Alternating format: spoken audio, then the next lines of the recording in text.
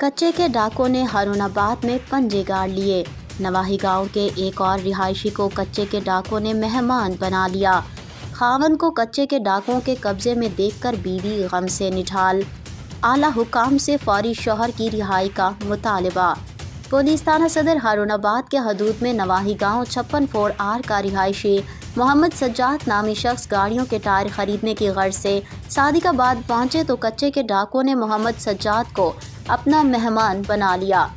بعد ازاں ڈاکوں نے محمد سجاد پر تشدد کی ویڈیو بنا کر گھر والوں کو بھیج دی اور ساتھ ہی محمد سجاد کی رہائی کے لیے لاکھوں روپے نقدی کا مطالبہ کر دیا، اور دوسری جانب شوہر کو کچے کے ڈاکوں کے قبضے میں دیکھ بیوی غم سے نڈھال ہو گئی اور پولیس کو تھانہ صدر ہارون آباد پہنچ کر FIR کا اندراج کروا دیا اور اپنے شوہر کی فوری رہائی کے لیے اعلیٰ حکام سے اپیل کی ہے۔